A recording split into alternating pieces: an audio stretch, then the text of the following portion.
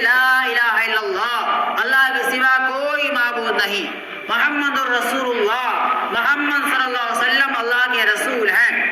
اس بات کو پکا یقین کرنا، اس بات کو سچا جاننا کہ اللہ کے نبی علیہ الصلوۃ والسلام جو باتیں لے کر آئے، جو آپ نے باتیں بتائی، وہ سچی ہیں، پکی ہیں، ان میں کوئی شک شبہ نہیں ہے۔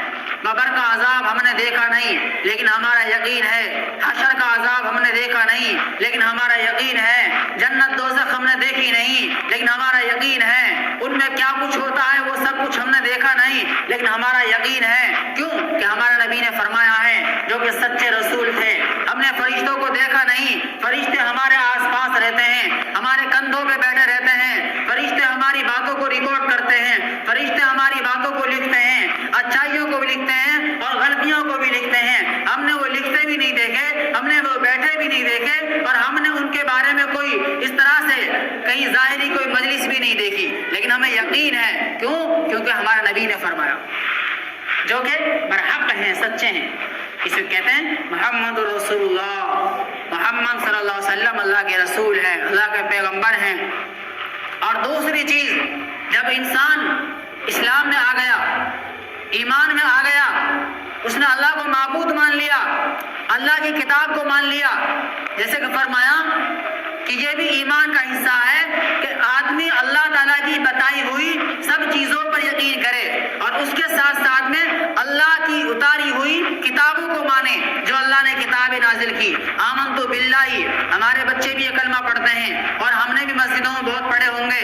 آمنت باللہ، ایمان لایا میں اللہ پر، و ملائکتہ، اور اس کے فرشتوں پر، و کتبہ، اور اس کی کتابوں پر، و رسلہ، اور اس کے رسولوں پر، کتنے بھی رسول اس نے بھیجے، والیوم الآخری، اور آخرت کے دن پر، قیامت کے دن پر، قیامت میں جو اعمال نامے تولے جائیں گے، اعمال ناموں کو وہاں وزن ہوگا، وہاں نفسی نفسی کا عالم ہوگا، اس سب پر ہمارا یقین ہے۔ والیوم الآخر والقدر خیرہ، اور جو بھی تقدیر میں اچھا ہوتا ہے، ہماری زندگی میں اچھائیاں ہوتی ہیں، وہ سب تقدیری ہے، سب اللہ نے لکھ رکھا ہے، ہمارا اس میں کوئی کمال نہیں ہے، ہمارا اس میں کوئی ہاتھ نہیں ہے، اس پر بھی ہمارا یقین ہے۔ والقدر خیرہ وشرہ، اور جو شر ہوتا ہے، جو برائیاں ہوتی ہیں، جو زندگی کے ساتھ برے حالات آتے ہیں، وہ بھی ہماری تقدیر کے ساتھ لکھے ہوئے ہیں۔ وشرہ من اللہ تعالی والبعث بعد الموت، اور مرنے کے بعد زندہ ہونے پر بھی یقین ہونا چاہیے۔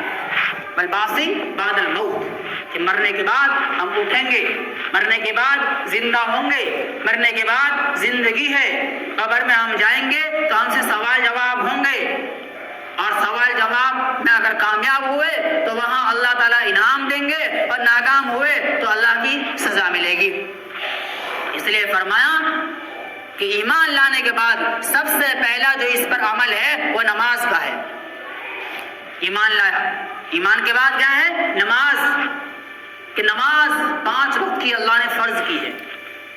نماز کے مسائل بھی ہیں، نماز کے فضائل بھی ہیں، فضائل کو سنتے رہتے ہیں اور مسائل کو بھی سنتے رہتے ہیں۔ فضائل ہماری نمازوں کو اوپر ہمیں ابھاریں گے، اور مسائل ہماری نمازوں کو صحیح کروائیں گے۔ اگر ہمیں مسئلے کا پتہ ہوگا تو اس وقت ہماری نماز مضبوط ہوگی، پختہ ہوگی۔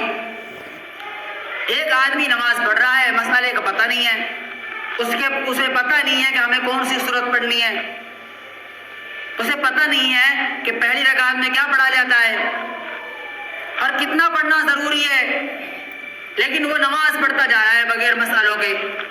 ویسی نماز پڑھ رہا ہوں میں، تو بغیر مسئلے کے نماز بھی نہیں ہوگی۔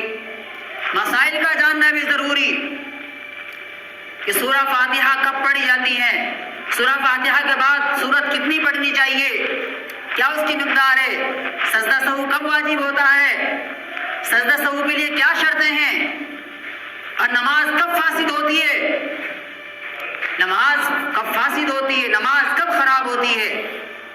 جب ان چیزوں کا، ان مسائل کا پتہ ہوگا، اس وقت نماز اس کی صحیح ہوگی، ورنہ بعض مرتبہ نماز فاسد بھی ہو گئی اور وہ سمجھ رہا ہے کہ سجدہ سہو سے صحیح کر لوں گا۔